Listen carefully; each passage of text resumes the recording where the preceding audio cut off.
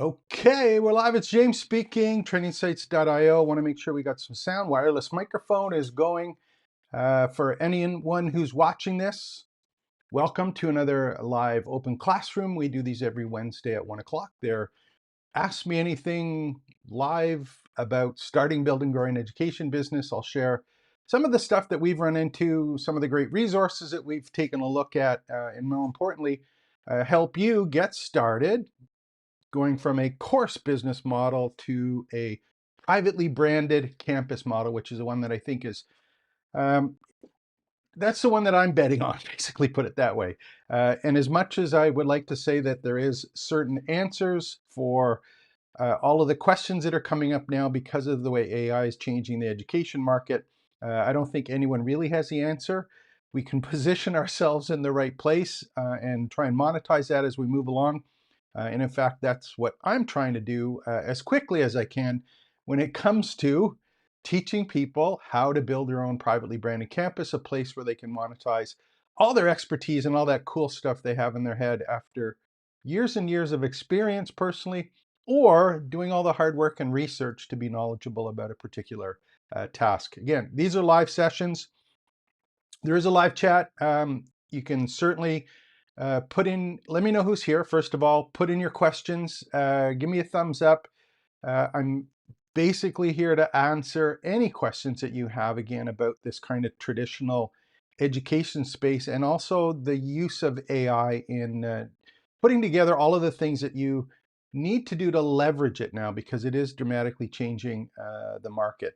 And I think I was watching someone else a little bit earlier today, and they were talking about, how many kind of days we have left before stuff really, really changes in this space. And they were talking, about 1,000 days.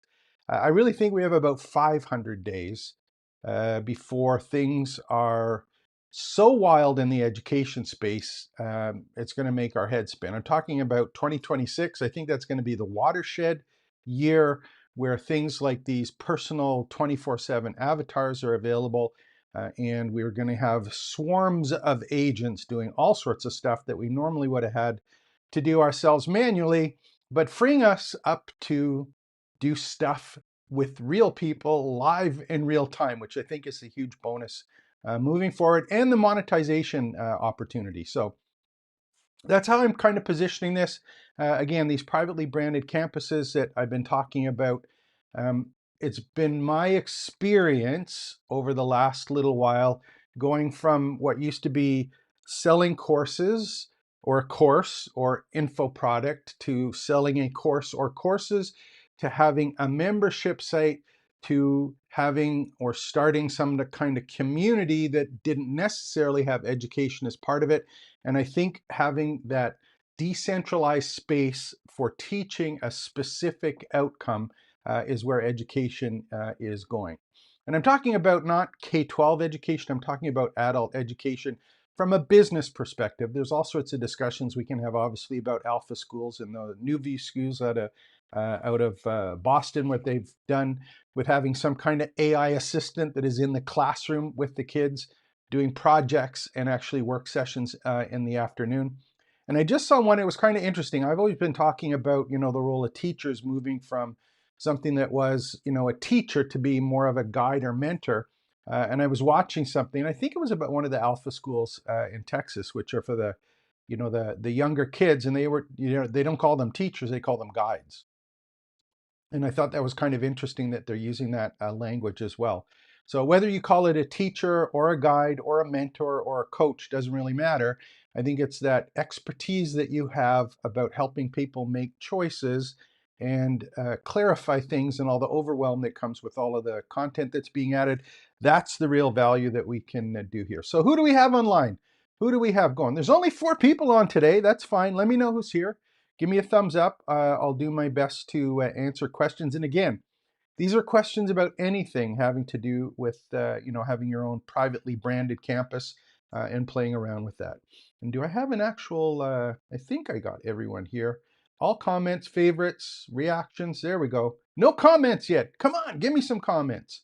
Or I end up talking. LR Hutch, hey, uh, where can I find, where can you find a coach for Opal? That's an excellent question. We can talk about that one. What else have we got? Anyone else got questions specifically about Opal? Because that's a really cool tool. We can do some demos on that one today if you want to. Give me a thumbs up if you want to do that, because I have a whole bunch of things about Opal that are available. And I just actually, hey Stephen, thanks for coming on again. I had a whole bunch of questions actually. Let me just pull this up. I had a question, actually it was just a couple minutes ago, and I was going to answer it anyway. I'm just going to open up the trainingsites.io campus here. And again, if you haven't been to trainingsites.io, make sure to go join. It's free there, be part of our AI-powered learning community. And again, the whole purpose of this is to teach people how to start and build and grow an education business using their own privately branded campus, their personally branded campus. Because I think the cool thing, of course, is that, you know, having yourself as part of the brand is going to be important, especially when we're talking about the business side of stuff. In as much as the content is important, I think it's the delivery and the way that you earn trust and build rapport with people by being yourself and authentic is kind of the cool part here. So one of the questions I just got this morning, let me see if I can pull it up here. The Training Sites campus.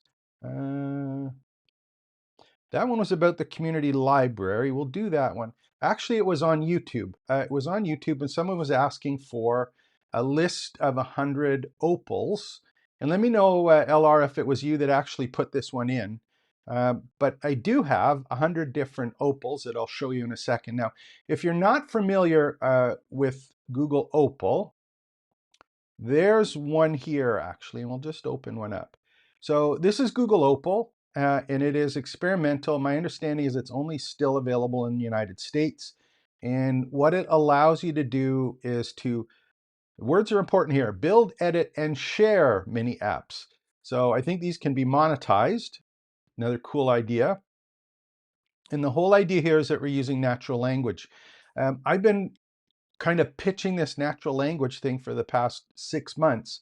And I really think that in terms of interfacing with all of the AI stuff that we have, natural language interfaces, which means talking and communicating to an AI employee as opposed to a physical employee, that's going to be the really cool part.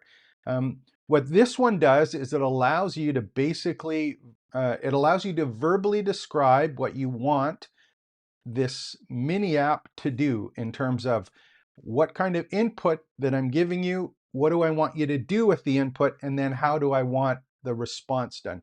And it can do multiple steps based on what you've inputted and based on what you want to have out at the end. So I did one, these are a couple other ones. This is one that was a lesson script that I just did. Let me just make sure we'll pull this one up at the front here. So this one is a lesson script, generate engaging 5-minute video scripts for any new lesson topic. So I'll open this one up just so that you can see it, how it works, and then we'll go from there. So this one, again, I have a number of videos and I'll show you the videos on these ones as well, but this is just to give you an example of what happens. So we have yellow here, which is the user input. We have the blue part here, which is Gemini doing something with that input. And then we have the green part, which is the output. And we can add assets. So this is similar to if you have Google Docs or spreadsheets or PDFs. And on this one, I'm not sure what else we can add. Yep, YouTube videos, drawings, text. We can add stuff into that and have it as reference materials that get worked on or that ground whatever Gemini is doing in the background. So I don't have anything here, but what I do have is I have this little one that is for creating lesson scripts. And what it does is it says, enter the topic for your lesson. And then it says, what I want you to do is generate the script, and it has a prompt here. And then I want you to save it as a Google Doc. Now, this is just a simple example of how one would work. Some people may say, well, I can do this myself manually. Yeah, you can. You could even create, what traditionally was called custom GPT to do this one task. The thing that's interesting here is that you can create this, we are only asking for a lesson script, but I may put 5 or 10 different tasks in there, different things that I want it to do in sequence. And each of the steps requires the step before to actually be done. So in this case, we'll just go to preview and you can see what happens. And if someone wants to give me a topic, I'll actually run it so you can see what happens. So integrating into existing website. Yeah, so do you have a topic, LR? Is there something you want to see a lesson script on that could be used as a video or something? And we'll kind of pitch one out and see what happens. Give me one, just put it in there and I'll actually run it. While you're doing that, I will show you the other piece. And this is the one that I was asked on earlier. Let me do this.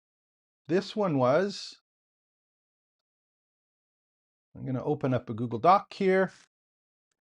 This is the one that I was talking about 100 different agent requests that you might want to consider.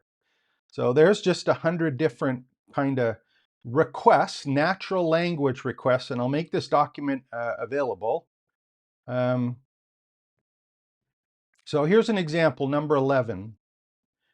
Build a complete, although maybe just a bit bigger. So build a complete lead magnet funnel for my coaching program, including creating a valuable PDF guide, designing an opt-in page, writing the email delivery sequence, and creating social media promotion graphics. So this is a prompt you could give Opal, which will create the actual mini app to do this. And that's why it's natural language.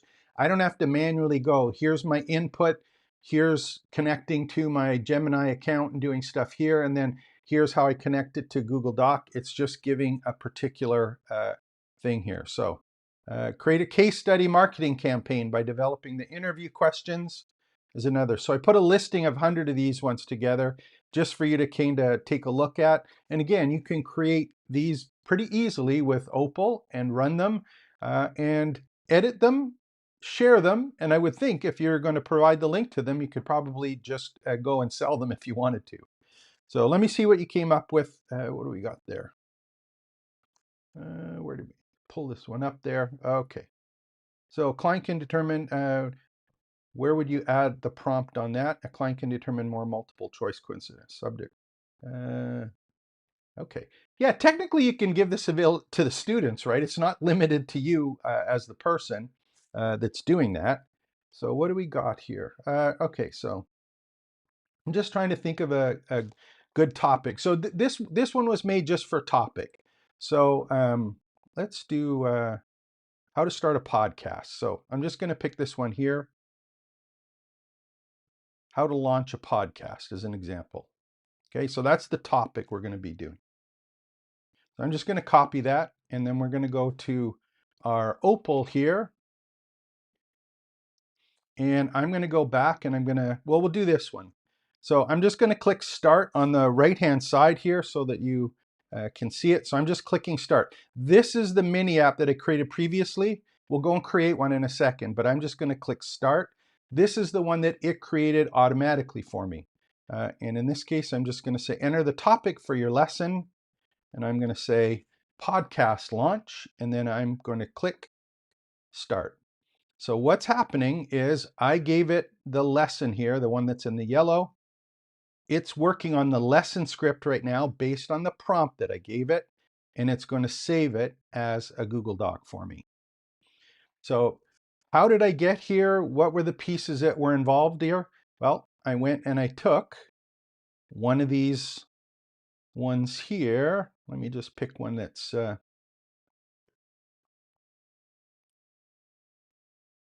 just do this one. Develop a blog content strategy based on my expertise, including 25 article outlines. I'll just do this one as example.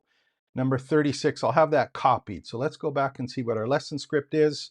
Oh, there we go. So we now have a script for launching a podcast, and I can download the file. And we should get it actually opening up in Google Docs, hopefully. And if not, there we go. So there we are. So I've now got the hook, the outcomes, the teaching points. It's actually come up with an actual acronym to use and putting it through. So there's just a simple example of how you can actually do part of your job, but have it automated with a mini app. So that's how they work. And again, I can edit any of these particular pieces. These are the ones that it created. And when it created it, this is how it did it. I just went and create new. And we'll see if I can do this with myself out of the way here. There we go. Okay, so I'm out of the way here. All I'm going to do is in the bottom left, I created create new. I'm just going to describe what I want. So I'm going to paste it in. And all this is I pasted directly from that document that I had. And this particular mini app that I want is develop a blog content strategy based on my expertise, including 25 article outlines, SEO research, internal linking strategy, and lead magnet integration for each post. Okay, so that's what we put together, and I'm just going to click go here, and this is going to start working in the background. Now, if you were using something like N8N or any of the other tools that don't have a natural language interface, often you would have had some, some basic blank space where you would have to bring in some nodes for inputs and then tell what the input was. And once you had the inputs, you had to add some nodes on the things that you wanted it to do. And then after that, you'd have to add some nodes and you got to connect them all together. So it's pretty difficult to do that if you're not overly technical and don't want to be overly technical.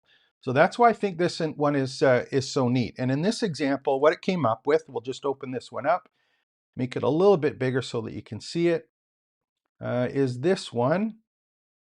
User expertise. So describe your expertise and niche is the first part that it does. After that, it's going to generate content strategy. So it's going to search the web. It's going to search maps. These are the things that it has as tools. It can go get web pages. And in this case, it can go get weather. Right now, those are the limits of the external tools that are available to Opal. And then the following user expertise, which is the yellow one. So this is all the stuff it has is inputs. And then it's got the instructions that you want to have happen here. And in my case at the bottom, I want it to go in order. So that's the strategy. So it's going to go 1, 2, 3, that kind of thing. And the next step after it has that information is running the prompt and special instructions. And again, I didn't do any of this. I can edit it after, but these are the ones that got created for me. And then after, it's saving it to a Google Doc, and it will output it again as a document that followed those instructions. And I can do things like, do a manual layout. I can have it create a web page. I can do it as a slide, as sheets. These are all Google things because this is a Google product. And then when I'm ready, I just want to go and click start, and it will actually go and do that particular thing.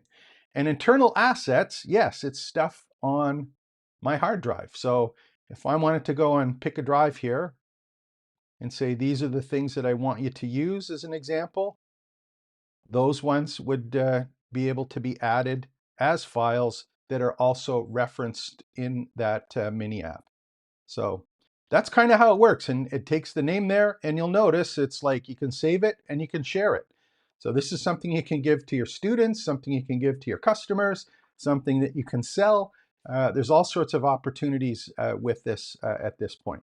Now, just bear in mind, it is experimental. It's not available to anyone out of the States now, as far as I know. Is this going to be something that's going to come out? Yeah, of course it is. Google's been pumping all this great stuff out over the last year at an amazing rate, and they do it as an experiment. They get feedback on it, and then they actually go and make it available to everyone. So those are Opals. Those are some of the ideas that you might want to consider doing. I put 100 of them together. Now, where did I get these 100? I just used ChatGPT or Gemini and said, hey, what are the 100 top tasks that people who are creating course content or education business content that have to deal with, whether it be getting their business set up, doing research, creating content, running their business. What are things that you want to offload? All of those boring tasks that you don't want to do that you would love for your AI assistant or someone else to be able to do. I just put 100 of them together to show you basically how that works. And I do have it, if I'm not mistaken, it is in the campus. in the library, I think. If not, I'll make sure that it gets added. There's one here that I did here for the instant apps for educators. That one's there. And I also have another updated one as well that I'll make sure goes into courses. And I just want to address this for 1 second. I'll go back to questions. Sometimes you hear me use the word courses, and I'm not a huge fan of courses anymore. And the reason is that you can create them so quickly just by a couple prompts putting stuff together. And I think content courses, what people think traditionally of courses, I don't think there's any value, especially from a monetary point of view. I don't think there's extra value there because content can be generated by anyone, whether it's a student if you're teaching them, whether it's a customer if you're trying to sell them your content, that kind of thing. But I still use the word. In some cases, I can't change it in the software that I have, but I still use the word because when people think of learning something, they think of a course still. And I don't think that you learn something by taking a course. I think that you learn something by applying and implementing the processes and the frameworks that are in that course that you either pick out yourself or that someone has helped you to identify and actually apply in your unique situation. So, if you hear me say courses are dead, I think they are. If you see courses on the site, it's because I'm kind of stuck from a marketing perspective, and in one case, because that's the way that the software that I have is still referencing it. So I get a little bit of feedback or pushback on that. So that's one. Yeah, so the assets are there. Listening. Hey, Doug, welcome to have me on. Who else is on here? We got a couple people on, 11, 12 people. What do we got for questions? Anyone got questions about conduct disorder for DSM-5-RTR? Okay, I don't know what that one is. I didn't see that one, sorry. What do we got? Any other questions here? Let me know. What else do you want to see? What else is happening? If there are no questions, again, I can talk for days and days on all of this stuff. I prefer that you ask me questions so that I can answer specific things that you're running into or that you want to know about or how you're positioning things. We can certainly do that and hopefully be able to help you out. And I think, the hard thing is that you have to decide right now. When I first started this, it was all about, creating a course. If you could create a course, you could print money in the early 2000s and even up until, 2021 end of COVID kind of thing. You could print money if you were able to put together a course and get good at marketing it and get enough traffic to the course. You could definitely earn a lot of money doing that. I don't think that at all is the case today for obviously a number of reasons. So there has to be a brand new business model that is getting applied to how people actually learn and use and leverage AI. AI does stuff that I don't want to do, and hopefully you don't want to do. If you're into teaching and treating this as a business, my goal personally is to offload as much as I can of all of the stuff other than talking to people and sharing and guiding and mentoring people about stuff that I've done, like starting, building, and growing an education business and building out these learning campuses. So, I'm just saying if you're thinking of, hey, I'm just going to get a course, or if I have a course, I'm in an education business, I don't think that has any long-term gain other than the fact that if you have a lot of money to spend on generating leads and or you have a large following of existing customers that you're trying to monetize with a course, there's still an opportunity for the next little while there. But after that, 500 days into 2026, the business model is gone. And I will just talk about this. Greg was just asking, production ready? I don't know when it's going to be production ready. I haven't heard yet, but I would suspect, I would suspect in the next month or so, because it's been out for a month already in the States. They're getting all the feedback on it. I would think, they're going to start rolling it out to other countries over the next month in October. And then by the end of the year, I would think that they'll have some kind of production one that's ready there. And the interesting thing with that one is when we, play around with Opal, most people, when they think about prompting, It's like a text prompt, right? If you looked on the inputs there, they had diagrams, they had YouTube videos. It's multimodal, right? So there's all sorts of stuff that Google is doing in terms of inputs. Gemini Live on your phone, the Google XR glasses, the Google Watch on your wrist, all of these are context and inputs. So I'm sure they're going to weave all of this together.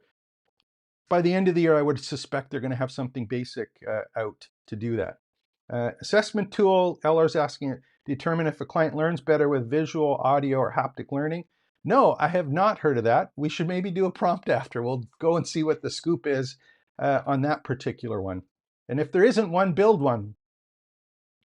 Okay, why don't we do that actually? And then I'll go to the other piece. Let's just see what happens in the background. I'm going to go to Opal. Do this while you're here. If you're in the States and you have access to Opal, go and do this and see what happens. Let's do, where'd the one go here? Okay, let's go back and we'll do create new. And you said, I'm just going to do this here so we can see this. You said build an assessment tool to determine if a client learns, learns B better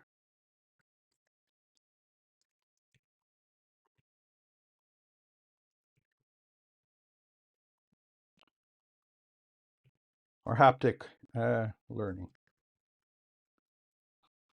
Okay, let's see what happens. Now that's going to run in the background. And one thing I'll just share with you, whenever I'm doing stuff and I get questions like this, I have no idea what prompt to use or a framework for prompting. Generally, what I do personally is I will have conversation mode on, for example, if I'm using ChatGPT, and I will just tell it what I want, and I'm going to say, have I missed anything? And if I were going to do that, what would the prompt I should use, or what prompt would you use to get the best result? So I ask for the other ones to do it, for the tool to create the own prompts. I don't normally do that. So let's see what we came up with here. So on this one, make it a little bit bigger. This one is an interactive assessment. So, oh, this is kind of cool.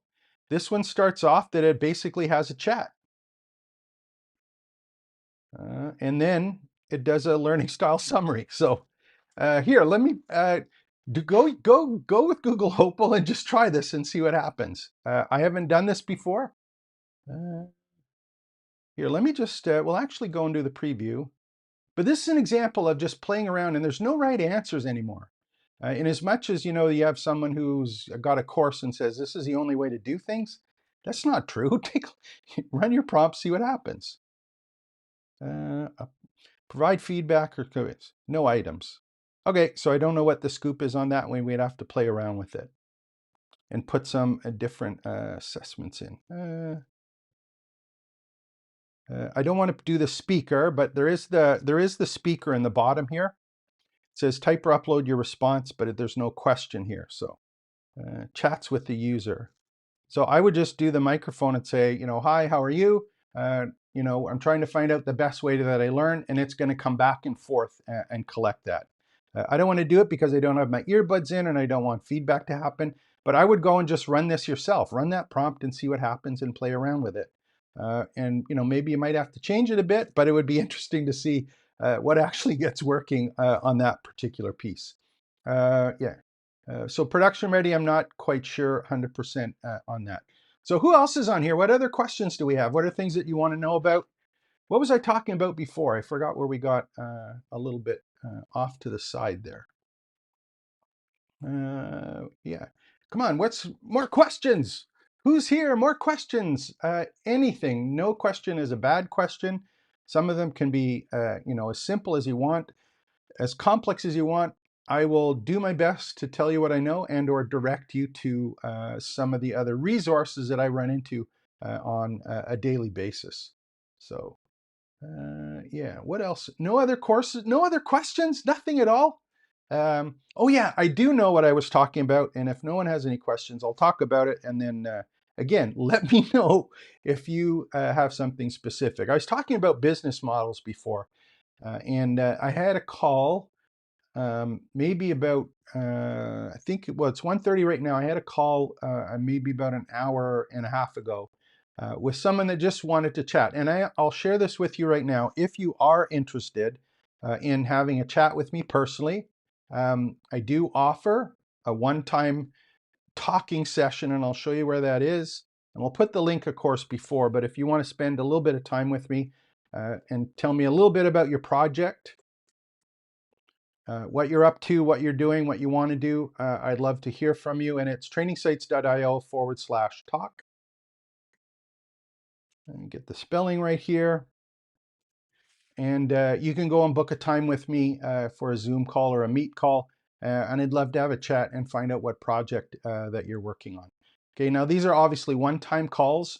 And it's just open book to say, hey, this is what I want to find out. This is kind of thing I'm working on. This is what I have now. How is it going to be affected by AI? And the reason I mention this is because about an hour and a half ago, I did have a conversation with someone who is currently teaching a language. They have a business that is about teaching languages, different languages to people from their native language. In this case, it was to English. And just to give you an idea of how quickly things are changing in this particular space and why the business models have to change, is for the last number of years, they were doing Zoom calls, one-on-one coaching, some kind of interaction with people about how to speak English in this particular case. And you have an instructor or someone that's working one-on-one with you, that kind of thing. Now, with all of the AI material that's available, you can basically learn how to speak in English by interfacing with ChatGPT in study mode, or Gemini in learn mode, or Claude for that example. You can have a conversation with someone that's going to guide you back and forth on how to, have learn a particular language. So that business model where they were paying for that, someone was paying for that one-on-one interaction to do something, that part of the business has disappeared. So, what do you actually do at that point? How do you change your business that still can earn money, that provides a valuable service? How do you identify that, and how do you structure your business to be able to support that? And teaching languages, just a simple example, is Google showed 3 weeks ago, they showed, the Google phone where they had it, where you could basically have a conversation on the phone with someone in your language, and they would have their phone and it would be in their language. And when they replied in their language, it was back in your language.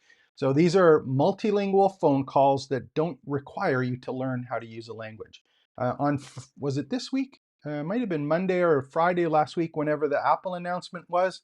They had the Apple earbuds that translate anything that it hears into the person's language. So you can be having a conversation with someone, hold your phone up, and it's actually going to print out whatever language that person happens to be. You're going to hear it, respond, and it's actually going to be translated on the thing. And it's just the earbuds. The iPhone buds are there. So you've got AI, physical material doing these translations, and you're trying to learn English services.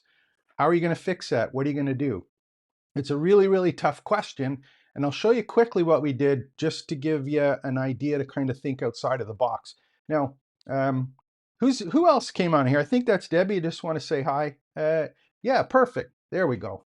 Thanks for coming on, Debbie. I'm going to show you what I did with this one person just to give an idea of what you might be able to consider if your business is, or your line of work is kind of being positioned or having to rethink or rethought on how things are going. So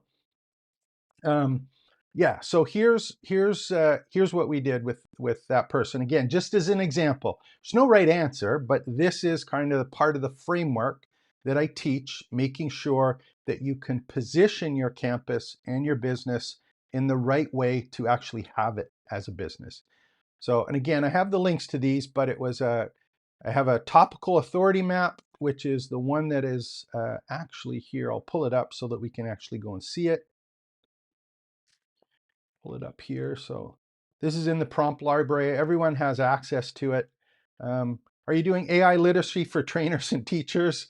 There's another good point. This one was just teaching languages. So if you do, just do up here and do topical authority map or TAM, you're going to see there's the content or topical authority map. That was the one I wanted. There it is. So this is a framework for clarifying all of the questions or areas in a particular topic or category that may be ones that you can monetize or build your campus on, just as an example. So if you're teaching English as a second language, that's where you think that you're teaching. But what we did just quickly is we went through and I basically went through with them. I said, I want to create a topical authority map. My main or core topic is, put your topic name in here and you run the prompt. So we just copied it. That's the first thing that we did. There it is. And then it was all about learning English, and it broke it into 30 semantically relevant but distinct subtopics. And we got 10 subtopic or 30 of them there were, and they were broken into some pillars. And then after that, one of the ones, I'll show you what it was. It says, for one of these 30 topics, what I want you to do is give me 10 useful variations or angles I could use to create lesson content, discussion groups, or workshop sessions. So you can change the wording on that. We just did that to kind of see what are the questions or answers that are semantically relevant so that the searches that people would make would show some of these particular results. And one of them that showed up was, where was it? Which one was, I'm just trying to find that one. Yeah, English for travel and social integration, navigating abroad. So that's what I typed in here and basically got 10 additional examples of how this could be applied. So if you are or have a business that is about something right now, what I suggest that you do is you play around with something like the topical authority map creator and run things through to try and find out, is there another area or something that I could teach that is about the application of learning what it is that AI does? How do I apply it and implement it in unique situations? So this is just a way to kind of fine tune a focus. Obviously, you got to do some additional resource after it. But if you're kind of stuck thinking, where do I fit in? Or what are the questions that I answer? Or I have a particular topic, what do I build my community around? Well, there's 30 different things, for example, that you could build a community around when it comes to English. Strategies, technology, self-study or guided learning, all of these things are in and around learning English as a second language. So it's not just about having a one-on-one instructor. It's about how do I support all of the questions and ideas that come up regarding how do I learn a second language and apply it in real life. So if you haven't already, kind of make sure to spend some time doing that. That's what we did, and at least hopefully he's got some ideas to play around with and think through, am I going to have a business where AI does some of the stuff that we've been running our business on? And this is going to happen to all of us. It doesn't matter what course you're in. If you've been teaching some kind of content, we're all in trouble. Now, one of the questions here was, Greg was asking, where was it? Yeah, so the question was, in the US, there are many YouTube videos on the ROI of university education. You will have thousands of folks attending next year. Now, this is interesting, Greg, because if you do, and again, I'm in Canada, so I don't know about in the States, but Google has Gemini for education. And it's my understanding that they gave all of the students Gemini Pro for education. Anyone can have that for the year. So that means that every student that goes into a classroom now has Gemini. All of the teachers have Gemini, all of the students have Gemini. So that's the first thing just to recognize. If you're up creating content and the student has access to the same content, like what are you actually teaching or how are you teaching it? So there's still lots of people going into it in terms of the education part. And I think, if you're talking about the On the ROI of university education, uh, I'm not sure what it is anymore. I don't really know, what's going to happen with that. And I think I've mentioned this before. I've been, I watch Sam Altman lots of times and many of the people who are industry leaders here. And I remember just on Moonshots a while ago, one of the channels that I subscribed to, I think he was on, or one of the other people were on, and they were, someone was saying, "Hey, I got, kids that are going to university shortly or in the next couple of years. What do you think they should do?" And Sam Altman said, "What do you mean university?" So I don't know what's going to happen. I was talking about that with my wife this morning. We got grandkids. Like, what is school going to be like for them? I have no idea what's going to happen there. I don't think anyone does. Um, if I was going to learn something about ROI and education, again, personal opinion, I would get really, really good at communicating verbally with AI assistants slash companions, and be able to explain specifically what I want in the context that I want and the output that I want. So I think it's about communication skills with these digital assistants is the skill that is the go-to skill, because if you can do that well, you can apply it to anything, whether it be to creating an agent or having agents go out and do tasks for you. If you can explain what it is and do it well, that's going to be a really high-end skill moving forward. If you're doing an account and you say, "Hey," and just think of that. I think it was Claude brought it out, or ChatGPT last week. They have native access to writing PowerPoint decks and Excel spreadsheets. Here's, go get the CSV file from our latest revenue. Do the earnings before whatever, do our expenses, create it, put it into a spreadsheet that we can give. If you know how to explain what it is that you want, what is it that you're going to learn at school that has anything to do with being able to put stuff into a spreadsheet properly? So it's going to be interesting to see what happens. I don't know. I don't necessarily know what is going to happen. I think it's going to be really cool as this goes out. And I don't think there's any right answer. Um, yeah, you're doing AI literacy for trainers and teachers. Yeah, I would hope. I kind of hope that I am. There's the alpha schools. You'll start hearing more about the alpha schools in the States, which are K to 12. They do 2 hours of AI education in the morning. The rest of the day is for other social interaction, um, kind of things that happen during the day. And they don't have teachers, they have guides that are in the schools. There's the Nouveau schools in Boston, which are the science tech education ones, the STEM topics. Those ones do AI in the morning. And then they have trimesters where they have specific projects that cohorts or groups of people work on projects. Then they have to present the project at the end of the trimester. And they also have a guide or a teacher who is there as someone to help them while they're working on the projects.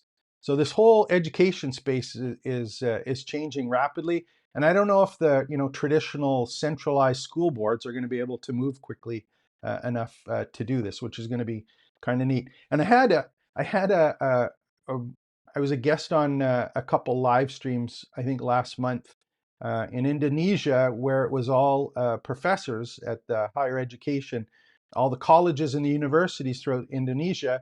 And, they were kind of asking what to do. And one of the deans of the faculty said, "Why would people pay to go to our university?" And I don't know.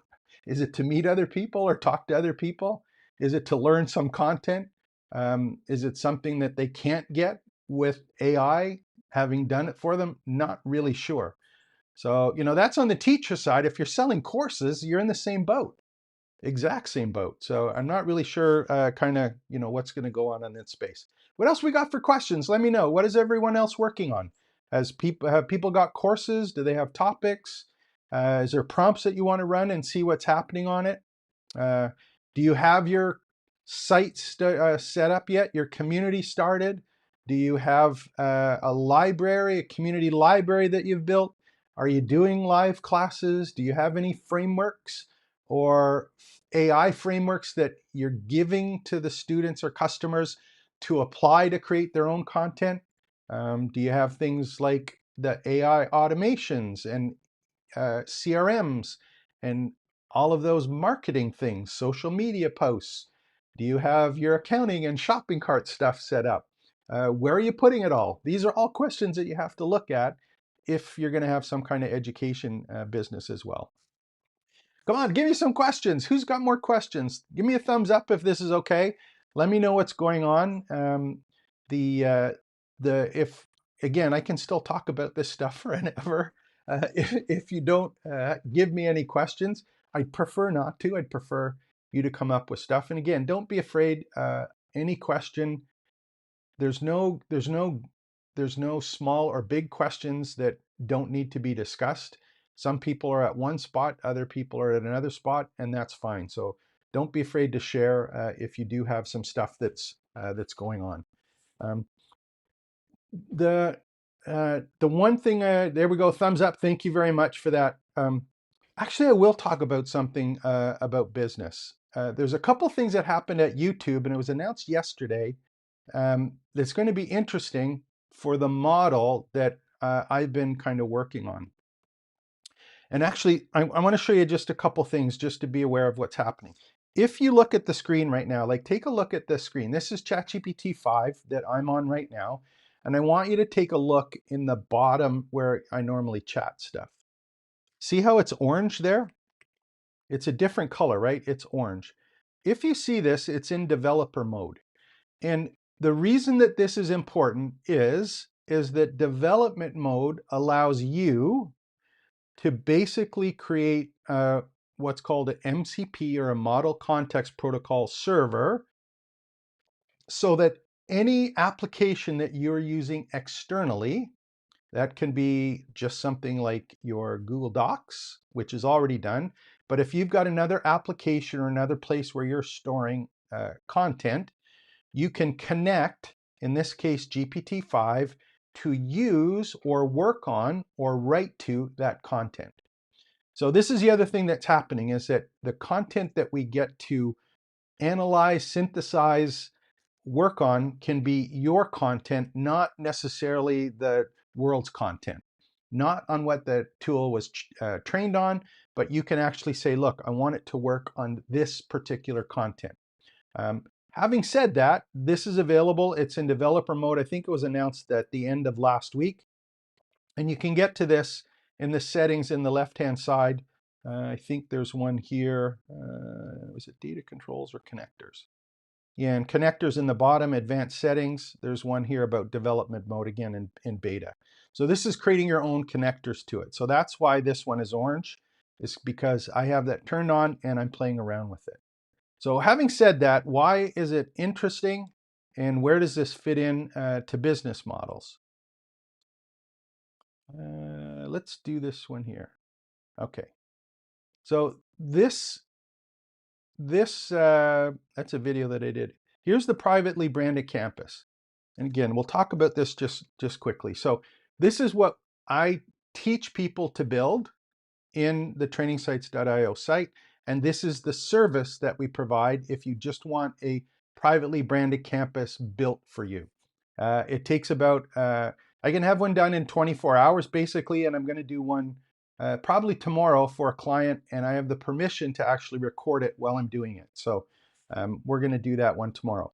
But the whole start of, if you're going to build a privately branded campus or an education business, when there's all of this AI stuff happening, is that you have to build a community library. And that's what I'm doing, is creating YouTube videos and any of the AI research that I do, the prompts, all of that stuff. What I try and do is build my own library. And some of it goes into the campus. The rest of it goes, in my case, I've got it in Google Drive.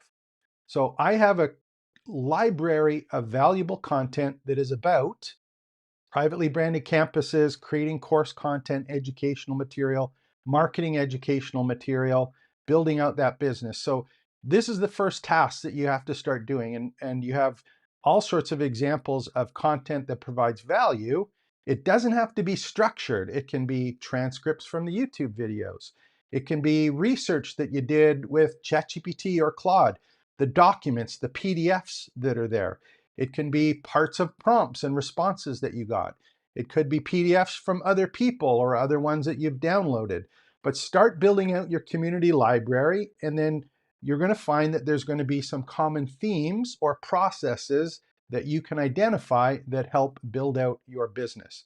But building that library, some of it goes public, but the other part of it, you're going to end up using when you start playing around with what I was talking about, these connectors, where you're going to have access to ChatGPT on all of this knowledge that you have that is over and above what these tools are trained on. And if you can have a good, solid community library, you can give access to it for free. You can have your AI agents and avatars access that content. But if you want to get paid for it, again, this is my business model. The way that I've got it set up is that if you want to get paid for it, the next kind of step on this is going to do live classes and live teaching with people. And whether those are co-working sessions or cohorts or just guidance or membership, monitoring or accountability, I think this is where the real opportunity is kind of moving forward to monetize it. And if people need help, they'll pay for it. If people want the transformation you're providing, they'll pay for it. If they're stuck, if they need clarification, they will. So you just have to structure your business around the frameworks and recipes that you've identified. These are the ones you've identified here. If you have them that you picked up from in here, just keep them all in one place and help people apply them. And just to give you an idea of what I'm doing here, and again, this is my kind of gig at it, is that I have the FIT framework, the campus framework, the CLEAR framework, the Spark framework, the Launch framework, and all of these are about particular pieces of building out your own community and campus. So the business model that I'm looking at is community library, classes, and then running your business, which means like growing your community, engaging your community, all those additional pieces that are there. And I think this is the one that we're going to end up seeing over the next little while. So, being able to go and have some fun with this is going to be great. So what else we got for questions? What else? Only select few will have it anytime soon. Plenty of people still want to learn and use foreign languages. Yeah, I don't know. The one thing that is interesting, funny that you mentioned that, is that I think it was Opal, if I'm not mistaken, you can output the content in multiple languages at this point. So it is supporting a number of languages, so it can be kind of interesting there. So Greg's asking or commenting, USAI action plan requires AI literacy. Department of Labor has RFIs on literacy grants for K-12. And again, I'm not in that K-12 market, Greg, so don't know specifically about what the requirements are. I'm in Canada here, and we have quite a centralized, there's not a lot of, I think they're called charter schools for you, or paid schools in the States. Most of them are centralized ones, and I'm not sure they're going to be able to move quick enough in terms of, a move to AI first kind of learning. So it'll be interesting to see kind of what happens there. Not entirely sure. So what else we got here? Just open this one up. Education is already shifting to personalized learning, a great space to step into.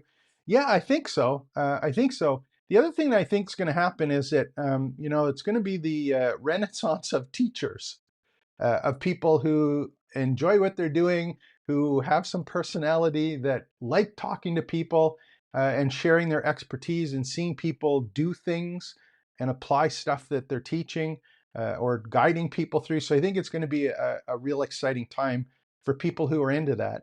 I did see some stats actually. I think it was yesterday or today, but I think there's like only 20% of the people who are graduating.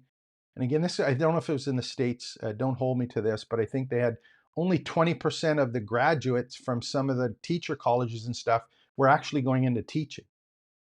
So I think there's going to be a shortage of those kind of people in the traditional education market, and then there's always a shortage in the business market. There we go. What else we got here? Can't protect content. We can trademark frameworks, use these to differentiate. Yeah, I think so. And that's kind of what I'm hoping on too, about, being able to apply it and implement it. Um, you know, my gut's telling me on this whole kind of space here, which is that if you have a frame, people are going to use AI anyways, whether the student or the person buying your course. So I think having frameworks on how to use AI to get the content that they need moving forward, I think there's more value in that instead of creating the content. Help them create the content that they need. Give them the tool that they need and the steps that they actually have to follow with that content. Guide them through that to get what it is that they want that's personalized. And then that's the other thing I know. I think it was Debbie. Yeah, was it Debbie? Yeah, Debbie, you're talking about, decentralized learning and personalized learning. Yeah, it's going to be huge. It's going to be absolutely huge. And I don't think anything can stop it at this point. 2026, I'm guessing that these AR avatars that are starting to come out now are ones that are going to be a little more mainstream. And there's going to be ones from all of the major vendors, and I'm sure we're going to have ways to build them ourselves, and they're going to run on our content. So, if you want to have your own avatar in your community, if you want to license your avatar based on your training, these are all things end of 2026, 18 months from now or 16 months from now, this what's going to happen to a school if you have someone there that's smarter than you and the teachers that were actually doing it. Kind of neat. And I don't know what the deal is actually exactly on licensing frameworks. Not quite sure what that one is. Uh, okay. Here's what my tech ed bot just replied about the future. So what's a likely future? Hybrid models. We're heading toward an ecosystem where universities leverage AI agents for instructions. Students combine formal education with micro-credentials, AI-tutored self-learning, and industry certs. Employees value demonstrated skills and portfolios, not degrees. Yeah, that sounds about right. The thing is, if that's going to happen, how are we going to position our business to be there? What is it that we have to get set up, or how do we have our own community and members who are willing to pay for it to do whatever that happens to be? Is it something that is traditionally taught in a university, or is it a skill that we're just passionate about or having fun with, or want to share? And then having it privately branded to you, I think there's the opportunity for money and monetization is something in there. It's not just the education too. Remember that there are. Let me just pull this up. And again, these are. I always do stuff personally. I always do stuff in. What's the example? I always do things in mind map because that's just the way that I kind of think through things. And I think there's a big change in. I'm going to open this up a little bit bigger here. I think there's kind of like some value ladders that are changing a little bit that we're going to have to kind of focus on. And that's, I talk about an audience is the people that see you on YouTube. The community are the people that have registered for free for access to your community library. The members are the people who are joining you in live classes, and the partners are the people who have finished or completed what it is that you've taught them how to do. And those groups of people are the do-it-yourselfers, the DIY people are in your community and audience. The done with you people are the members, and the done for you people either are partners or people that you have as an agency customer who pay to just have it done. And my agency personally has lots of people that just say, hey, I don't want to learn how to build a campus. I just want one done, and I want one done in the next 24 hours. Can you build it for me? That's part of the monetization for my business. I have other people that say, yeah, build it for me. Here's my content, put it in and manage it. I don't want to have anything to do with marketing it. I just know that this is the content that I want in. These are the people that I have to get in there. Maybe they're employees, maybe they're resellers. Maybe I have a list I want you to market to them on a regular basis. They just want it done for them. And you think about it, it's library, community library, classes, live and paid, and then the actual campus. Zero, some money, lots of money. And there's the other thing too, is that there's a lot of people who talk about, getting really good at prompt engineering and creating prompts. Um, I think you should know how to prompt. I wouldn't get hung up on 1,000 prompts for doing 1,000 things. This year, the rest of this year is going to be about creating agents. Next year, I think it's going to be agents and mini apps. Next year, we're going to see kind of a real explosion of completely done tasks with any of these mini apps that are created. And they're almost like throwaway apps, right? It's not something where you've got to do a big investment in some kind of software thing. It's like, what do I need done today? Create an Opal for it, get it done, it's done. And even cooler is, I think what's going to happen is you're going to be able to tell your marketing agent, go and do this. And the marketing agent is going to go and spin up an Opal to do something, bring the response back, maybe give it to another agent to do things. And we're going to have these lurking agents in the background that are going to be able to coordinate all these little mini apps and stuff that are creating. So that's when I was, communication skills. That's one of the cool ones that I think everyone's going to have to be able to focus on doing that. Yeah. Okay, so Debbie's saying students combine formal education with micro credentials. Yeah, AI tutored self-learning, industry certs. Absolutely, I'm on board with that one. And are you finding that? If you have some examples of that, that would be great to actually see. Put them in the community if you have them. Vibe coding, don't need to learn code or prompt. Yeah, tell it what to do. And one step ahead of the students to figure out what they're looking for in terms of personalized learning. Yeah, again, these are all things that we have to, kind of make sure that we're at least prepared for. And having that experimental campus where you are, that's a learning campus. It's not necessarily, here's the place to learn something. It's like, how do we learn together with all of these different people applying stuff differently?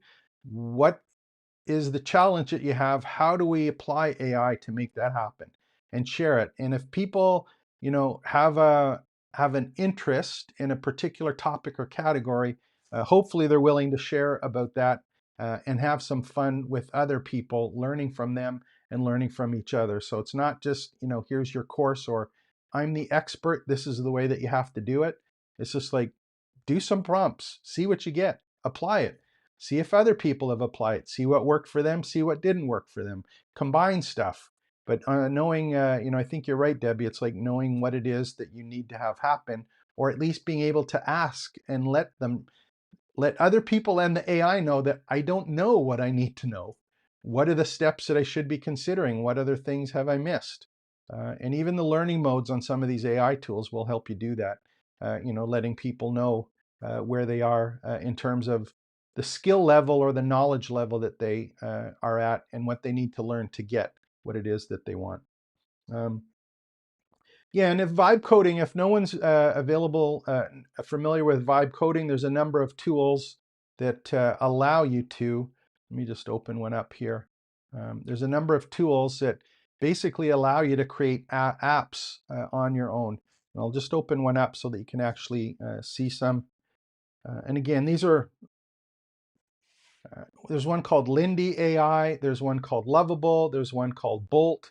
There's a number of them, and basically what you do is you just say, hey, this is what I want it to do, just like Opal, and it will actually create complete apps. And the ones like Lindy and Bolt and V.0 and Lovable, the thing that's interesting about them is that you can also have login credentials, registration, and monetization, and hosting of an actual app. So these are the kind of vibe coding apps where you can basically build out your own tool and sell access to the tool. That's a whole other business model that's there. And again, it's just something you don't have to do it that way. You can just make it available to your students, but it's going through and asking it to run through a particular process. Yeah. I will be more active in the community once I get resettled, moving soon. Thank you, Debbie. Yeah, let me know, has anyone got a campus or a membership site or community that they're working on now? Has anyone actually got one? Are they doing anything with it? What's happening with it? Are you running into issues? What platform are you working on? What are the things that you find challenging? Do you have courses that you need repurposed? Do you have any AI prompts or tools that you use? Things like that. Don't be afraid to share them. I would love to find out, what you're doing, how it's working, and any of those particular pieces. So make sure to put them in trainingsites.io, opening it up on the screen here. I would love to see you in the campus. One of the questions that we had yesterday been answering is just about where do you put stuff in the community. I'll actually do some more videos on that one. I did 2 videos yesterday, and if you haven't had a chance to see them, I'll open them up on YouTube here so that you see them. And they're in the campus. I actually did them as kind of like a little mini course because they're related. Let me do this one here. Yeah, the videos that we did yesterday was this one here, the 4 billion chats lost, these 2 here. So these are all about where you actually put this content that you're creating in the community. And this is the one that I really found interesting. If you take a look at the title here, and again, I'm not an expert in YouTube in all of the titles and thumbnails and that kind of stuff. I have my own strategy. Some of it's working, some of it's not. And I'm learning as much as I can about it. But the reason that I found this one interesting is I was just doing some chats at the, research at the beginning. And from what I found out, there's actually 4 billion AI chats every day. So just put that, think about that for a second. There 400 billion times a day, there's going to be you, me, and some other people having multiple chats with all of these AI tools. And the question is, if you have 4 billion chats, you're getting responses back and forth, you're running research, you're doing all this stuff, what happens to that content? Where does it go? Does it get saved? Is it put somewhere? Is there value in it about stuff that you're learning or generating? Yeah, I think there is. So, my kind of gist on this is that you have to have a strategy for saving the documents and or the chat contents or the things that get generated and saving it somewhere in a Google Drive, in a Notion database, and organizing it so that you can either have that as part of your community library or have as access that is about your topic for any of these AI tools to go and access later to kind of play around with. Yeah.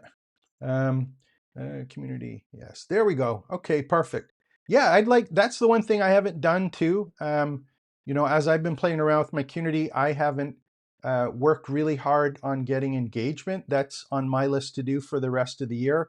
And I have a framework that I created that you're going to start seeing some additional content and some automations on that. That is a big part of the job, is getting people engaged and working on stuff. I haven't been doing a good enough job on that, so I am working on that as quickly as I can. There's more to just prompting and creating video courses.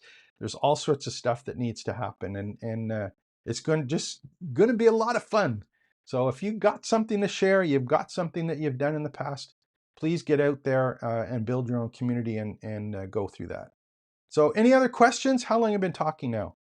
Only an hour? Okay, I'll talk a bit more if you don't have any questions. Maybe a little bit more. What else do you have there? Nothing else coming on? No other questions? Who wants to work on a community? Who's got a prompt they want to try? What do they have for challenges? What are things that are working or not working? Is there a particular tool that you looked at that you liked or didn't work? Just put it in the chat there and I'll do my best to either look at it or let you know if I've already spent some time with it. So any other questions here? What do we got? Debbie, seems like social media live broadcasts. Yeah, that's a good good idea to think about, Doug. And I'm going to show you, I'll show you this because I did it with Martin yesterday, who's another client of ours. And just to put this, to give you a little background on it, Martin does executive strategy and career management for executives and senior managers. And he's a gentleman of my age. So he has 35 or 45 years of experience in that particular space. And I was talking to him and he was, saying, I'm creating some YouTube videos. I have some content that I've been collecting over the last number of years, but it's all about career advancement for executives. And I was saying, well, do you have a community yet or a membership site? And he didn't have one. And he tried to create some courses, but he found it cumbersome. And I was just talking to him and I said, well, did you keep it anywhere? And he says, well, yeah, I have 1,000 scripts and on different topics.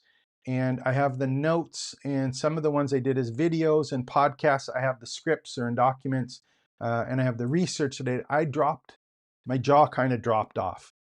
Here's someone who's sitting on 35 years of information, but he didn't have a community library or place to store that for people to learn from all of his particular experience. And what he was saying is it takes too long to make a course. It's too hard to do that. There's too much work on doing that. So what I did is I said to him, I said, okay, well, why don't we just go take a look on how that works? And is there a process or something that you could do to start building your campus or community?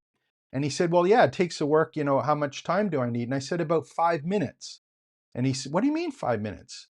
And I said, well, why don't we just watch? And what I did here is, if you look on the right-hand side, I have a draft one here, and it's called Martin's Test. And again, this one is a draft one. You don't get to see it. But basically, I started creating this, and I created a little mini course / process that was about personal branding, general job search, beating ATS, which is applicant tracking software, which people who are looking for a job know about, looking for errors on your resume for GTS, and then resume strategies. So he had some videos on these particular topics recently, plus he had the notes. And just to show you how quickly and why I recommend YouTube videos, here's just an example of how this works. Let me go and we'll pick a video. I think there's one here. There's one, a video. Okay. So let me see if this one here, I'm going to share. I'm just going to grab the URL of this video. And I'm going to go to this one here. This is youtube-transcript.io. Again, I've shown this one before, but I'll just show it for here for example.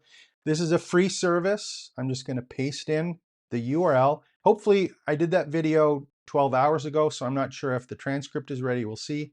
Extract transcript. There we go. The transcript is available. So I had the transcript from my particular video that's here. I have the transcript. I can copy it if I want to make sure that it is in timestamps.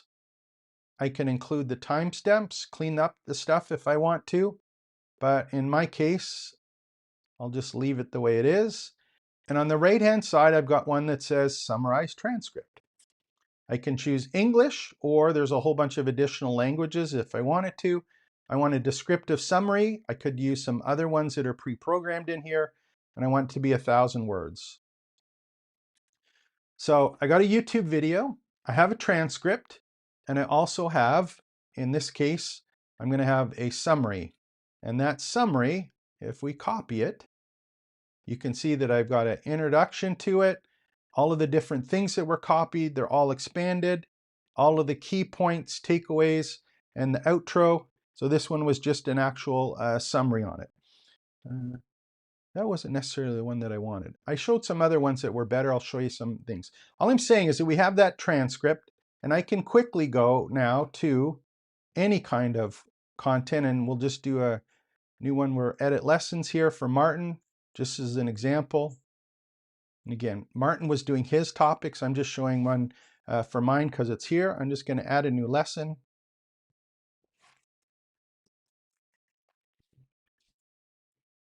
And I'm going to edit the lesson.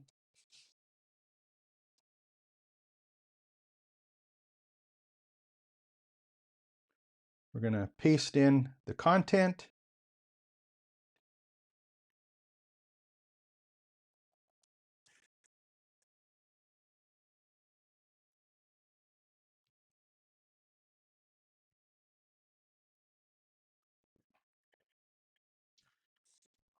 There we go.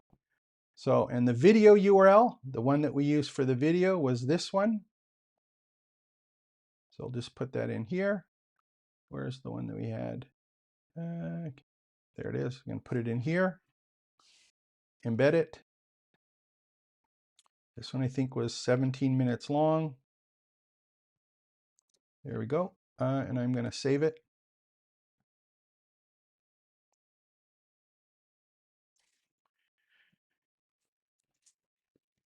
and I've now got some valuable content. And in this case, I just had some pieces that were done. We could have used another prompt, obviously. And just to give you an example, some of the ones that we got from Martin's was,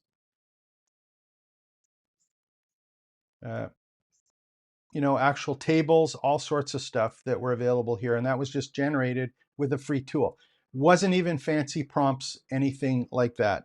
So if you are sitting on content and you do have it organized, you can bring any of it into your community library and use it as a digital asset.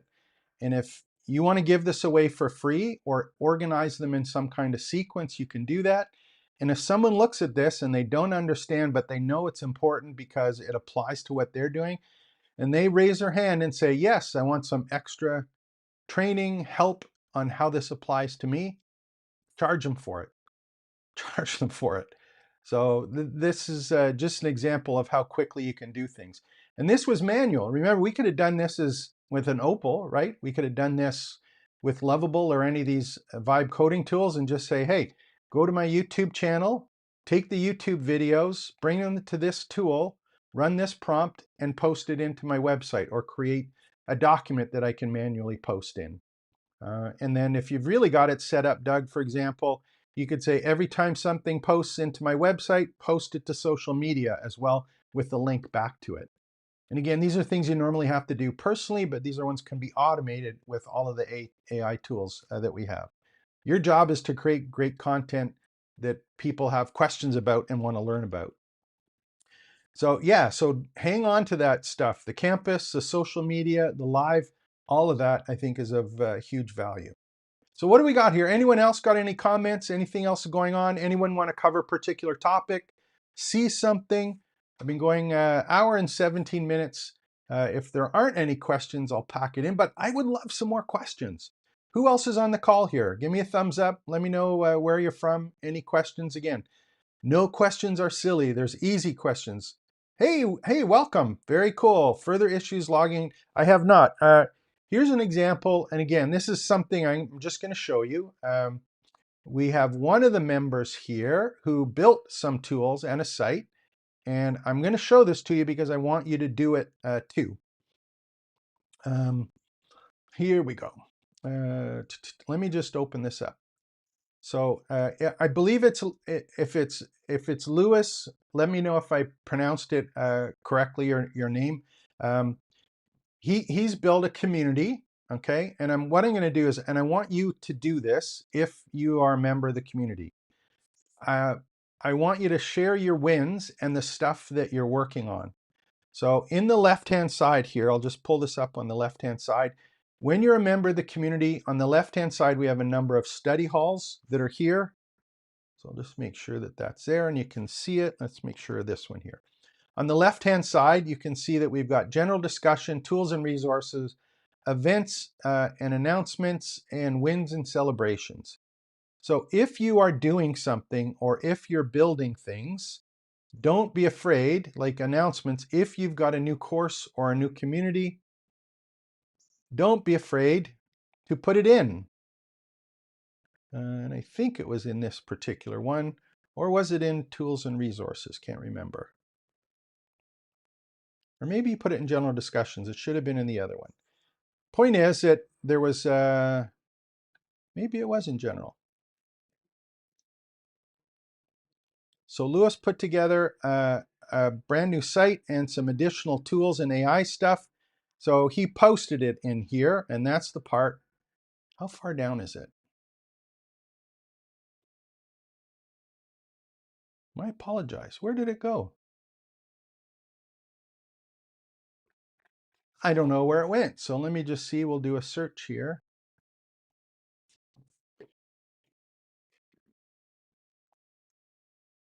Point is, I want you to go and I want you to post the stuff that you're working on. It's not just about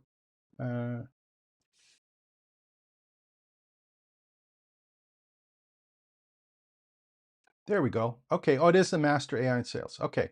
So here's one here, just for example. It's in Wins and Celebrations. I missed it. So here's some examples where he's actually built a tool and he's got all of the details on it. So go take a look at it. Here's what a member is actually working on, actually building out. Ask some questions about it. How did it work? How did you build it? What are the problems that you're running into? What are the things that worked well? He's launching here shortly over the pieces. So how is it set up? What's the way that it's monetized? How did you launch it? What are you running into with user issues? So he's got a whole bunch of really cool tools and stuff here, and he's built this one out for his business. And I would love for you to put whatever you're working on in here. If it's a course, if it's a YouTube video, whatever piece that happens to be, please go and put it in the wins and celebrations and do that. So there we go. There. So one of the questions was that, uh, Lewis, I have not been back to the site. My apologies. I'll do that after we get on here and take a look at it. So one of the questions was, how do you actually launch these? How do you actually get people into the community? Greg was asking, how do we drive folks to a community? Again, this is my experience and my approach moving forward, and it's coming from, and I've covered this in a couple of videos, but I'll just talk about it briefly. When I think about the stuff that happened in the past, let me do my trusty video pencil here if I can get it going. If I take a look at the stuff that I did in the past, see, I'm just trying to get my pencil, where's my video pencil open? There we go. So I'm going to see if I can get this working here. Because this is the whole, when I first started with all of this stuff. What do we got there? Yeah, it's clear. Okay. So when I first started with this stuff, it was all about having, some kind of sales funnel, right? And what you tried to do is you tried to get leads at the top of the sales funnel. And there was a number of ways to get leads. A lot of the stuff was you used SEO. You had lead pages. You had paid ads. You had these opt-ins. You had affiliate programs, and the whole idea was to get traffic into some lead generation form in order to get their email address. And that was the goal of it, because if you had their email address, then you could start marketing to them. And in many cases, what's still being taught is that you do something like a low ticket offer, whether it be a $7 or $27 or $97 product. And then if people buy that, they get something else, and then you try and monetize them as they drop down into the funnel. And hopefully, you get enough of it that you've got a business running at the end of it. And I have people on a regular basis now. I started using that in the 90s, 1998, 99, when we started doing SEO and stuff in the early 2000s. And it worked really, really well. And it worked until recently.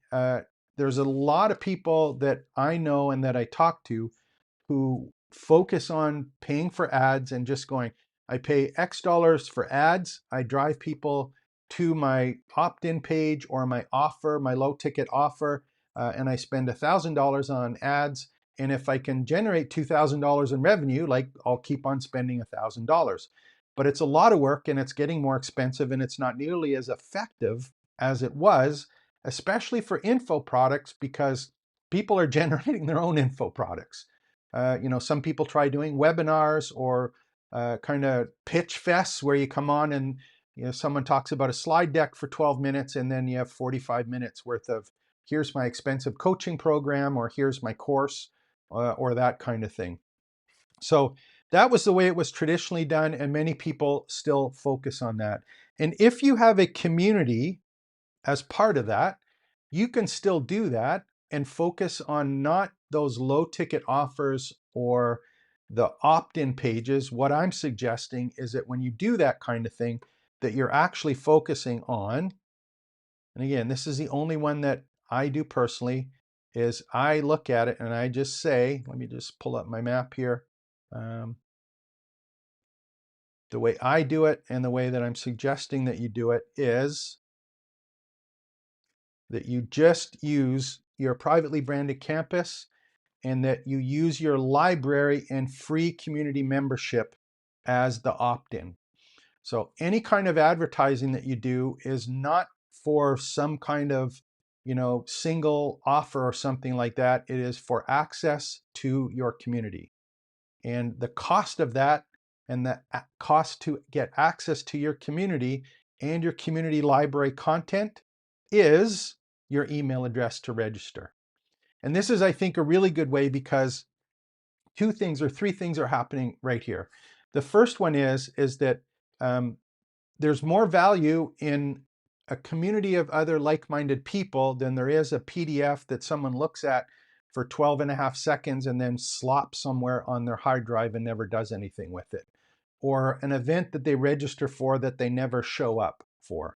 And then having that library and the ability to be in a community, that I think has a lot more value and interest to people who are serious about what it is your community is about.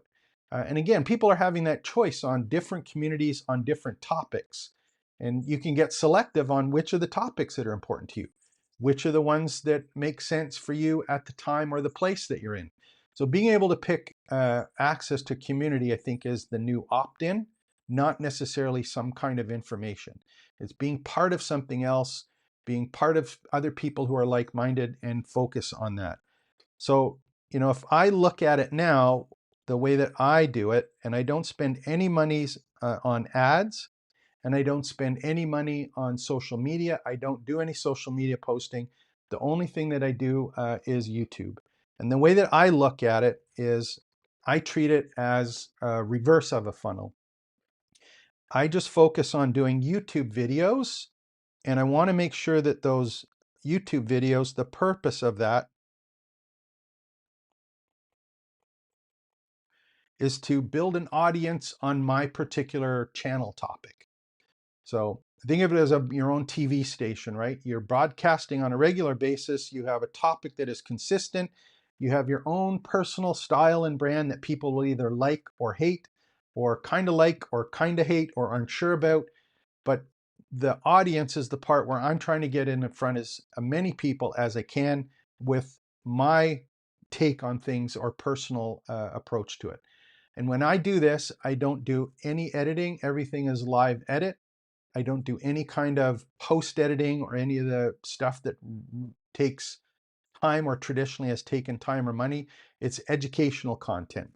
So I do that, and my goal for all of the YouTube videos, and I'll show you in a second, is to get people to opt in, and that is to become a community member. So this is the member, right?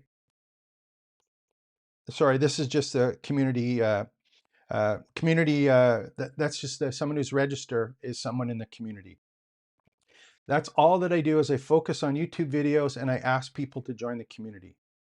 And then from there, I have their email address, and if they need some help, I'm asking them to pay some money for some little bit of live help, and that's where the classes are. So you got your community library, and then we've got the classes that are here. And that audience that I'm building, anything that I do is just about getting people to join in to the community. And every video that I do, you're going to see on the bottom, you're going to see me say, hey, please join the community. It's trainingsites.io/join. The campus is free. All of my content is free. So right now I have 500 videos that have been done over the last year. I just pump them out as quickly as I can about some of the topics that were in that topical authority map, and just answering questions or hopefully doing observations or applications of some of the things and how they work out, keeping up with news, interviewing with other people, but it's all about a specific topic. So that's the part that I work really hard on doing, is just making sure that I'm pumping out content on YouTube. And from there, I have prompts within. And then the other thing that I do is, again, personal preference. If you look at any of the content that I have, the very first thing that is at the top of any YouTube video is join the community. So that's the thing that shows above the fold. So if someone sees a video and likes the video, they're going to go, oh, that's interesting. Let's take a look and join the community. So it's always there above the fold. If someone goes to my channel and wants to see what I'm working on, above the fold, it's join. So everything on the channel is not buy my book, not go to this lead magnet, not join my seminar or my class. The only thing I'm doing is getting people to go to the YouTube channel and or join the community as best as I can. So that's kind of the focus that I do. The way I have it set up, of course, is remember we're talking about this thing right here where we had the actual transcript from the videos. Every time I post a video, I then get the transcript and I add it to the community library in the form of some kind of little tutorial or lesson that has additional information or download links. For example, if I talk about having 100 Opal prompts, I'll put the link to the Opal prompts in the community. So if you want to download the video or get access to these cheat sheets or guides, all you have to do is join the community. And it's in there and it's posted. And then from there, the other piece that I have is I have a automation that automatically posts to social media anytime I add content into the library community, a community library. So I don't do or create posts for social media. All I do is YouTube. I repurpose it, put it in the community library, and I have an automation that does a notification on social media that it's there. And because they're in the community, I have their email address. And if I have their email address, I can email them anytime that I want to tell them there's a new video here, to invite them to do one of the live classes, to join the coaching program, to take the agency stuff and kind of move through there. So I think that kind of bottom-up process is the one that's more exciting right now. And that's the one that I actually go and focus on. So that's how I focus on driving people to the community. And the cool thing is when you're doing this, you're going to have some videos that are absolutely atrocious and get no traffic. And then you might have some that are really good. You might have some that are just okay.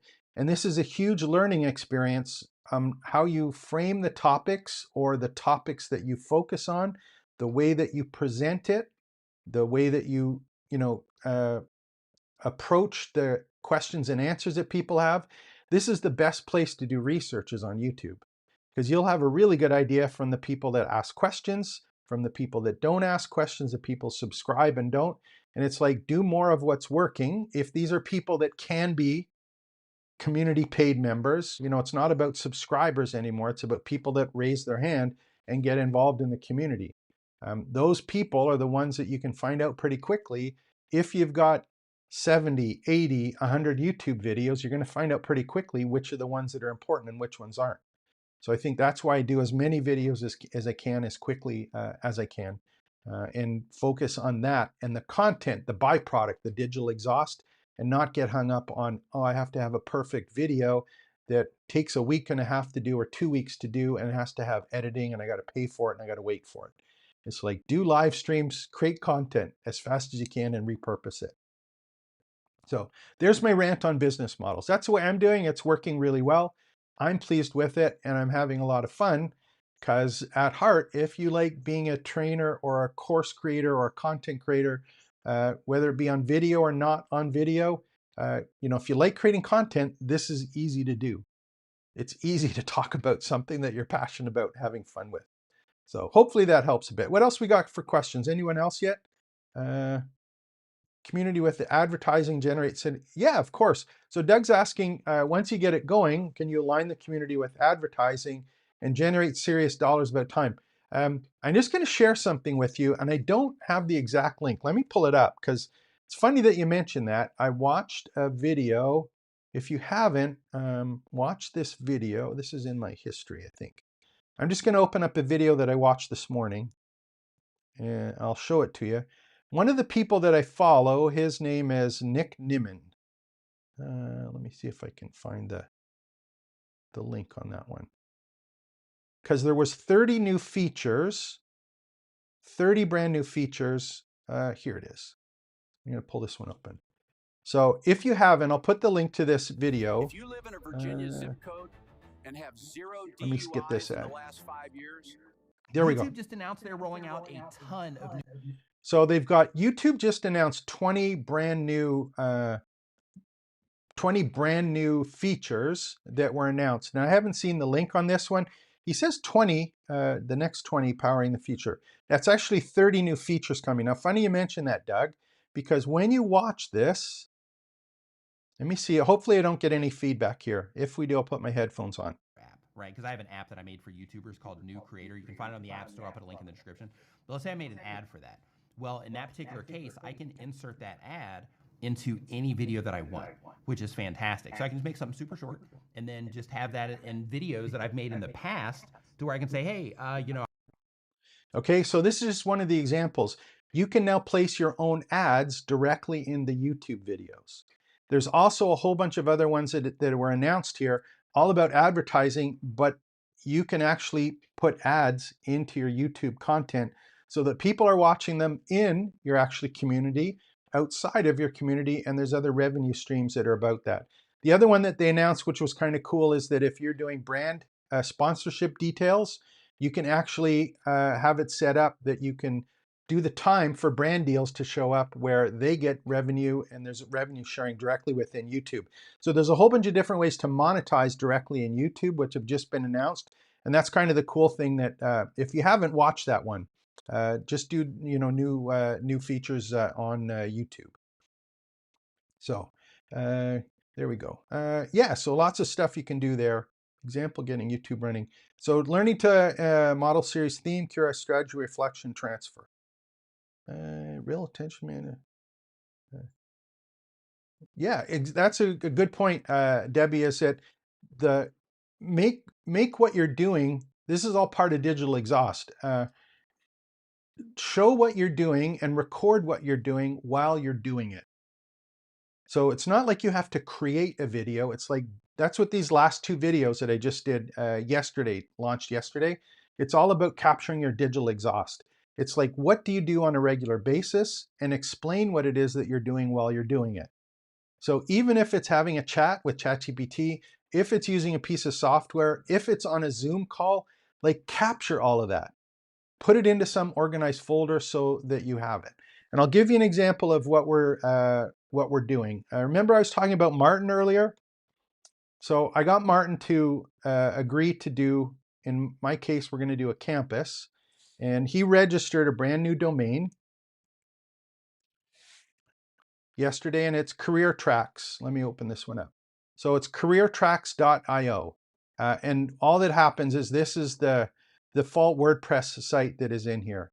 So what's going to happen is either later today or tomorrow, I will build out a community that looks exactly as the same as my site, but I'm going to build it out using some of the frameworks that I've created for building communities.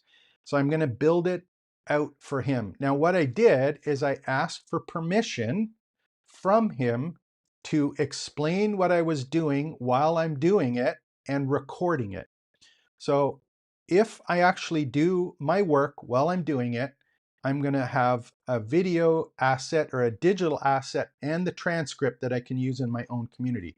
Because I get asked all the time, how do I build a site like yours? Or what are the steps? What are the plugins that I need? How do you apply the framework? I'm doing it anyway, so I might as well explain it and record it while I'm doing it. It's a digital asset from the digital exhaust. So every single thing that you do when you're doing it on your desktop, when you're doing AI work, when you're doing a Zoom call or something that you're saving, hang on to it and put it in a folder on your drive.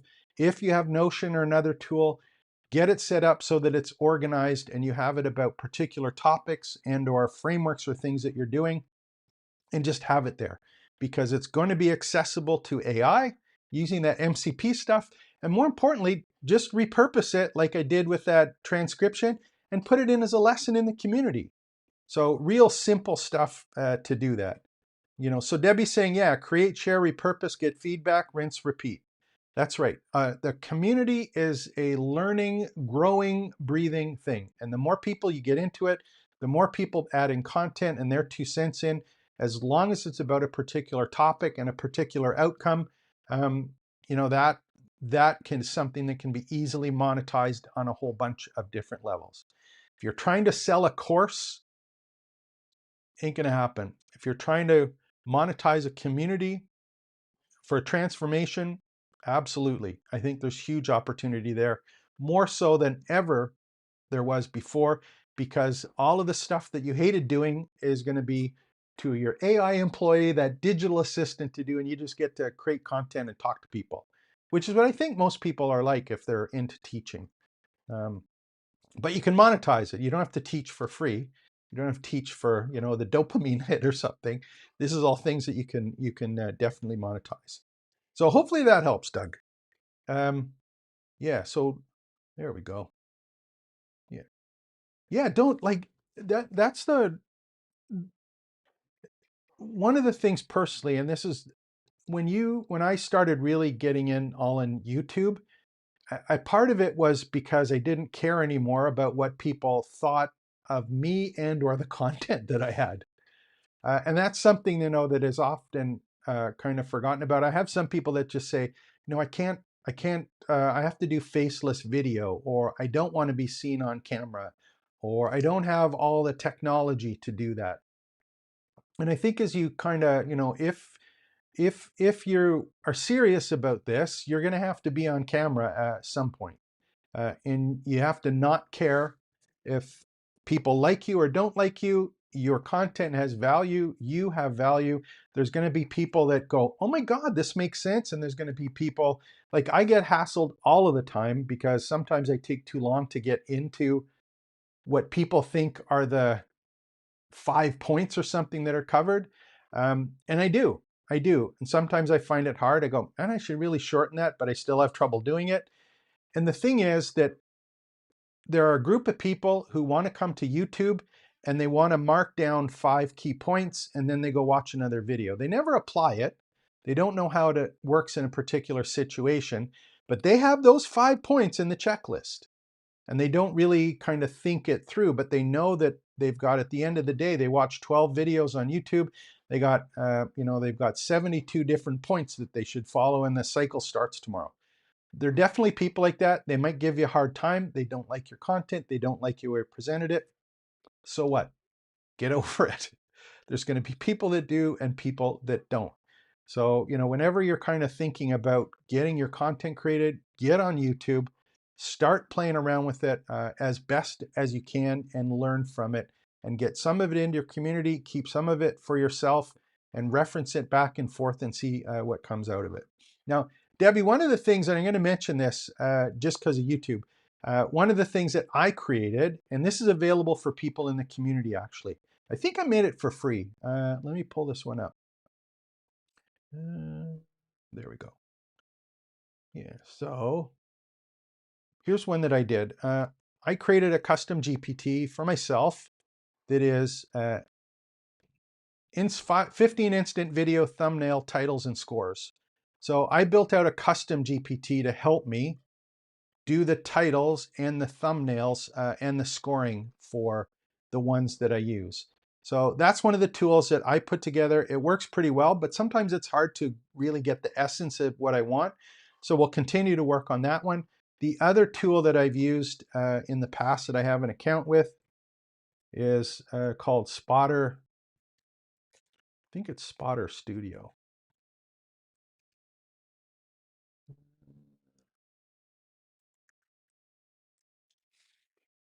Yeah, there it is. So this is one that's for creating ideas and things for building out your YouTube ideas. Let me just log in here. I think I got an account. I think I got a yearly or lifetime account or something for this one. Yeah, so it helps you kind of pick projects, work on stuff like that. So if you're not sure where to start on YouTube or you're thinking about YouTube and you're trying to get ideas, there's a whole bunch of different places that you can kind of get ideas. I started with that topical authority map, which is the one that I showed you at the beginning for the prompts. And then you just answer the questions that are in the map. Work on research, creating scripts and stuff about them, and do YouTube videos answering questions that you already know are important. And that's just an easy way to get started so you don't have to think of everything. Use your topical authority map. There's questions there. Just answer the question in a quick video. Do it 5 minutes, do it 10 minutes, as long as you want. And then you're going to kind of figure out how that actually works for you. So those are just two kind of tools that I'm using personally. If you have other ones, put them in the comments. Let me know what's going on in trainingsites.io. So how much we got? Organized content folders like audio, video, graphics. Yeah, so here, Doug, I'm going to give you a suggestion. Here's how I do it, but I asked ChatGPT how to do it for myself. So if you do, and you go do a prompt and just say, look, I'm trying to organize all of my content to make it available for AI and MCP. I do a YouTube channel. I have a community building. These are the topics that I have. And I basically tell the situation or the context, and I say, create a prompt for me that I can use to manage all of the content that I'm creating and make it available for AI later. So here's the way that I did it. Right or wrong, I don't know. This is just the way that I put it together. And again, this is covered in the videos from yesterday. And these are also on the site with notes because of transport, the transcripts just became available. So here's basically how I'm doing it. I have a folder, which is YouTube videos. And in mine, I have a naming convention that I use, whether it's an open coaching call or there's the one from 4 billion chats. I have my Google Doc for the framework and the notes that I have.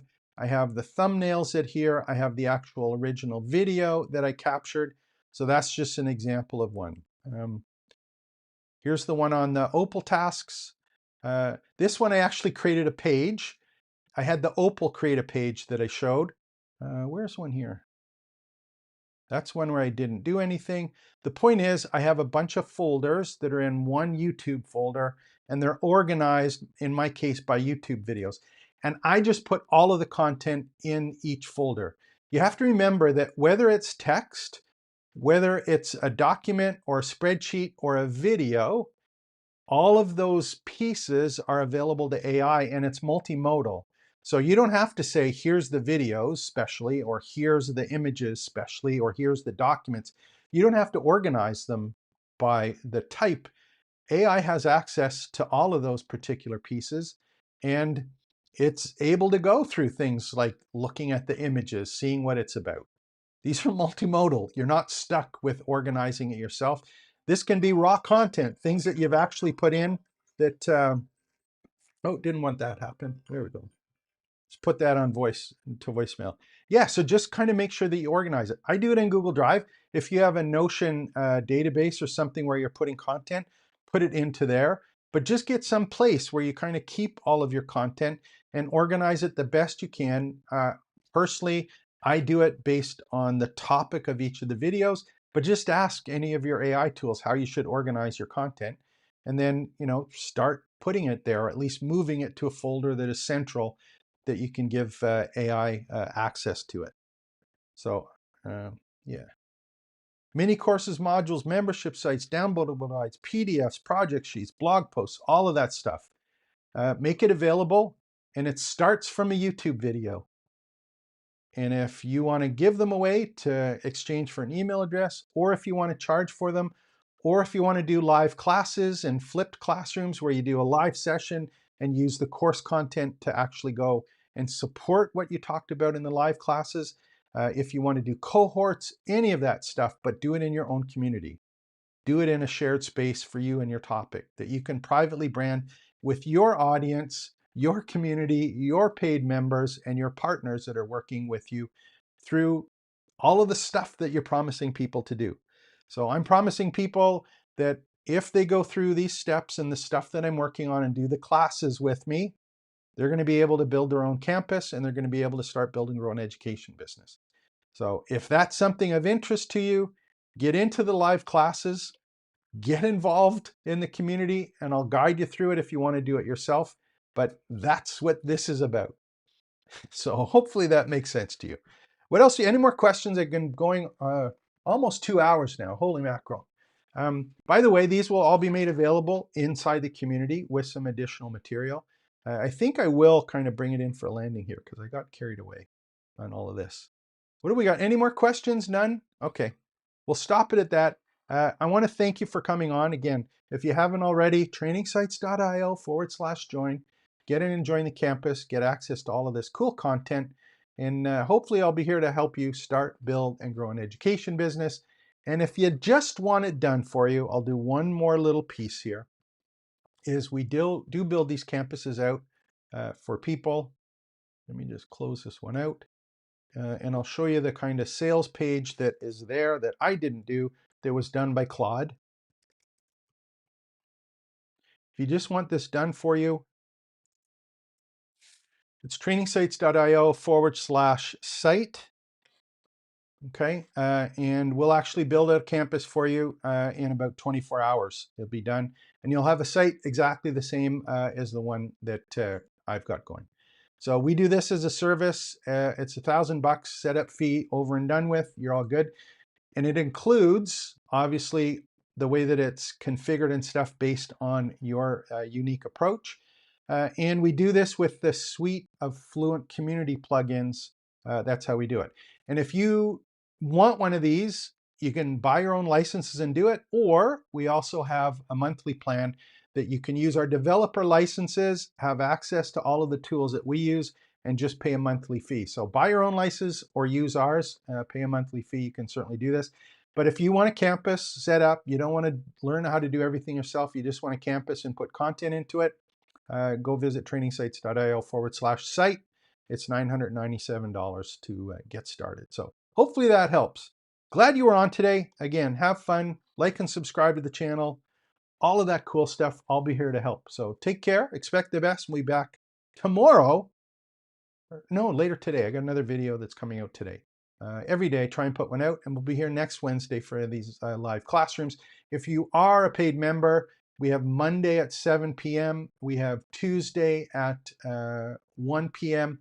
And I'm going to start doing Friday at noon, just to kind of a catch-up one as well. So I got Monday, Tuesday, Wednesday, and Friday are the live events, and that's what paid members get access to. So take care, expect the best. We'll be back shortly with another great video to help you start, build, and grow your education business. Take care.